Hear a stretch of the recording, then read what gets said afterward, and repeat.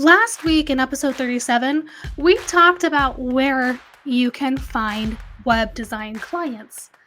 The problem is, now that you've found them, how do you actually make those sales? I am certainly no sales professional. I am, quite frankly, an awkward, stereotypical web developer who's never been the best at interpersonal communications. But my sales closure rate is ridiculously high. Want to know exactly what I do to improve my sales rates? In today's episode, I'm going to break down exactly how I run my sales communications and sales calls that gets me from a browsing to a yes, and the top 3 things I do every time that work like magic. Ready? Let's go.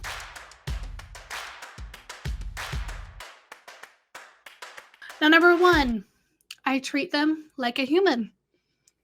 This one should be a no-brainer. But do you know how many different business owners I talk to that tell me that I treat them differently than other web developers do?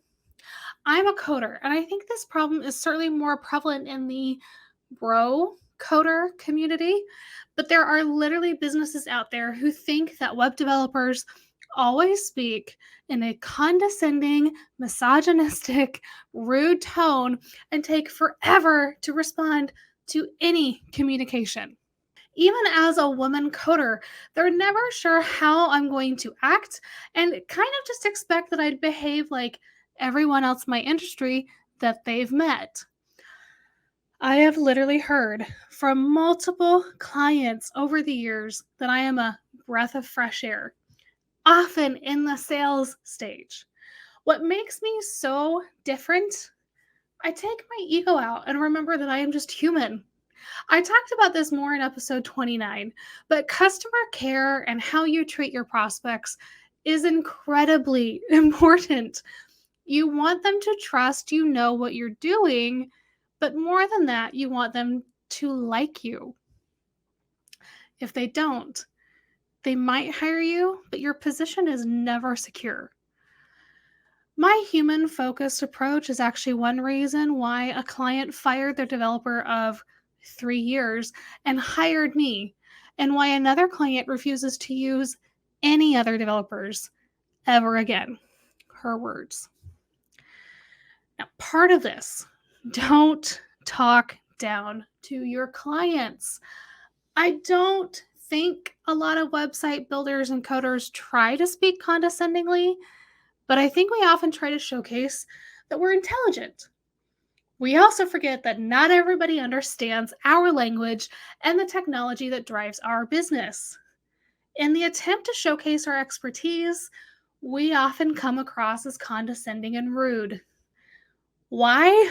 No, one theory I have is that technology, especially websites, is a bit overwhelming and mysterious to those who don't get it.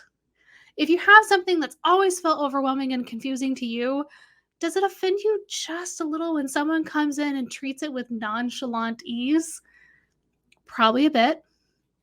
Instead, and we'll talk about this more, change up how you talk to your clients about what you do. Now, I often stop myself when I get excited and I get into the tech speak and I say, oh, sorry, let me get out of tech speak. More than that, I try to use positive inflections in my voice and I smile when I'm talking to them. When you're conveying a positive tone, it's a little harder for someone to get offended. Now, most of my clients know that I'm just excited by what I do, but rarely do they feel like I feel I'm better than them because I'm a coder. Now, if you want to keep that positive energy flowing, turn on your video. Being able to see your smile and facial expressions does wonders for the prospects you're talking to. It'll help them better understand your tone and keep them from feeling talked down to. More than that, it reminds them that you, too, you're human. It helps to put a face to your name and gets them a chance to see your workspace and a bit of your personality. Now, I used to do most of my meetings in person, But video is a lot lower stakes for me. I can still be wearing sweatpants or leggings. I'm wearing leggings right now, actually. And I rarely even put on makeup for calls. After all, that is the real me. I did decorate the wall behind my head so they get to know my personality a bit too. I mean, if you want to, I mean, just look. Now, video just helps to humanize not only yourself, but the person you're talking to as well. Think about it this way: it helps remind you that there's another human on the end of the screen, and it helps you focus on their needs. Getting to know your prospect a little bit more than you think you need to, actually goes a long way to improving your sales. And this is a big one. According to my prospects and clients, what many of them tell me is that they'll email a web developer or designer and it will take weeks for them to get any sort of communication back. Answer communication within one business day. How is it fun for anyone to wait weeks for a response? Especially in the sales phase, you might end up losing them to another developer who answers faster. But more importantly, you're dragging out the sales process longer than you'd need to be, and you're just preventing yourself from getting the money and starting the project. If you're super busy and you know it's going to take some time to get to their request, just let them know. Often, when I'm a bit overloaded, I'll respond back to let them know, look, I've got your email, but I can't make that update or talk until this day. Most customers understand you're busy, but clearly communicating helps alleviate them from feeling ignored. Now, if you struggle with answering your emails, because I get it, it's not the easiest thing in the world. I set myself 3 times throughout the day when I focus on my email. I'll check and respond first thing in the morning, then at lunchtime, and at the end of the day. This helps to ensure all of my emails have a response sent out by the end of the day, but it also just keeps me from being in my inbox all day long. Now, our second sales tactic: use their language. This one is tough when you've been in the industry for any length of time, but use your customer's language when you're talking to prospects, not yours. What's true for when you're writing website copy is just as true during the sales process. Now, this really plays into the concept of not talking down to them as well. If you're spending the entire sales call using industry terminology and saying things that, frankly, your customer doesn't understand, they're going to walk away from that call thinking one of two things. Either what you're hoping they're thinking, that you really know your shit, or what they're probably thinking, you're an arrogant ass. Guess how often it's probably going to be the second. Just guess. Like 90%. And yes, that is as scientific as any statistics Barney Stinson gives, but it's based in experience. And when you don't translate your business and how you're helping someone into terms that they understand and care about, you're going to have a huge disconnect. They're not really going to get what you're going to do, what they need you to do, and they don't really even understand what they're paying money for. That's not a good spot to be in when you're asking for thousands of their hard earned dollars. Instead, you want to focus on talking about the outcomes your customer cares about. What is it that building that website is going to do for them and their business? How will it help them grow? How will it make their life easier? I literally just had this discussion with a client a couple weeks ago. They wanted to know that we could automate tasks to take things off their plate. Knowing that they wanted me, or knowing they wanted to do that, helped me to talk about the various things that I could build into their site that would automatically do the tasks they've been doing manually. Did I mention a couple of the plugins that I would use for this? Sure, but only in the context that the plugin was going to help them and take a burden off their plate, and that it was a plugin I used in all of my sites, so it was trustworthy. And this part goes out to the developers and the bro coders specifically.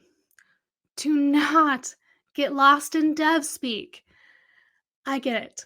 It's sometimes hard to not talk about code, DNS, custom functions, domains, redirects, and other things that we use every time we do our jobs well. But your customer probably has zero clue how that all works, nor do they care. They want to know that you're going to take care of everything they need related to their website, but they don't need the nitty gritty. Focus on the benefits of the work you'll be doing for them, less on how you'll be doing the work, and you'll take yourself right out of the dev speak. Now, our number 3 and last sales tactic: care about their business's success. Now, this one requires a bit of a mindset shift. If you got into development and building websites because you thought it would be a lucrative career, it can be even harder to shift.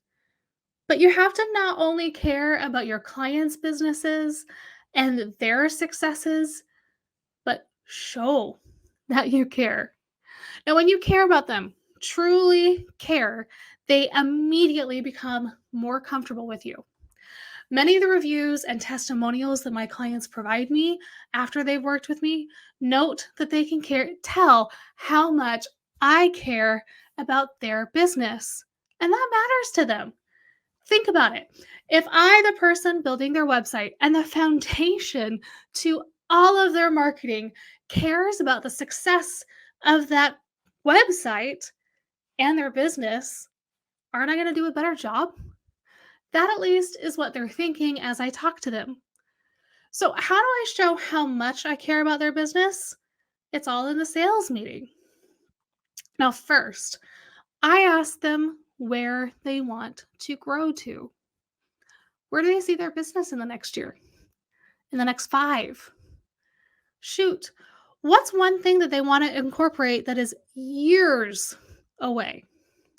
Not only does asking about their future growth goals help me to build their website better because I'm planning for that growth, but it shows them that I actually care about them more than this simple transaction.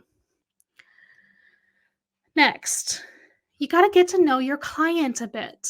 Treating them like a human and asking a few probing questions without being invasive not only helps you to understand their business better and how you can market that business, but it also helps you to find common ground to connect on.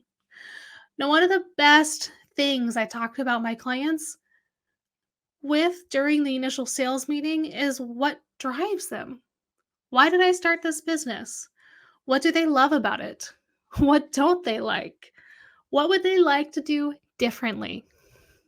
Not only do these questions open up sales and add on opportunities for me, but they also reinforce that I care because I'm trying to get to the bottom of big things with their business. Their business is their baby. Understanding how they got there helps me to know their whys and connect with them on that. And again, maybe even find some common ground that we can connect on and build up that know, like, and trust factor.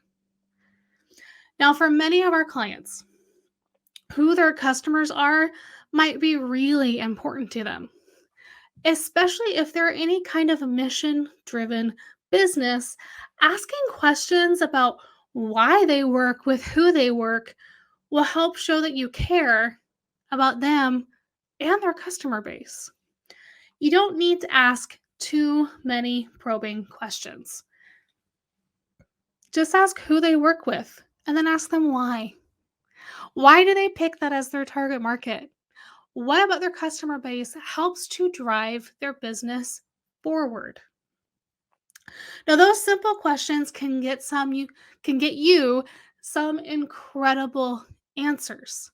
not only to help you later once you've landed the project, but to understand their business and show that you've connected to it. Now, this brings me to kind of my last point.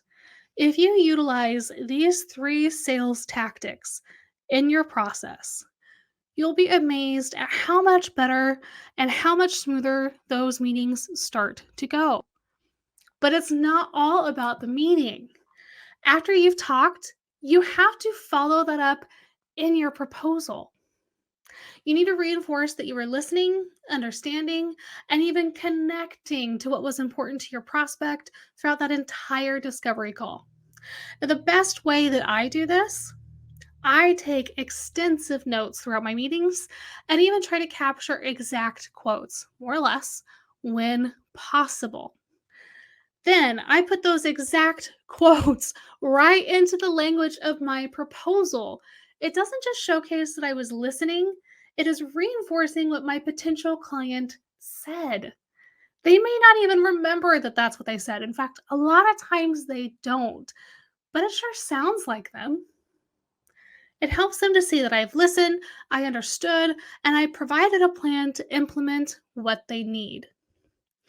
Now, the most important takeaway I can give you with all of this, you need to focus on the relationships you're building throughout the entire sales process and less on the sale itself. Yes, you want the sale, you need the revenue. But if you're 100% money driven, they're going to sense that and it will erode some of the trust.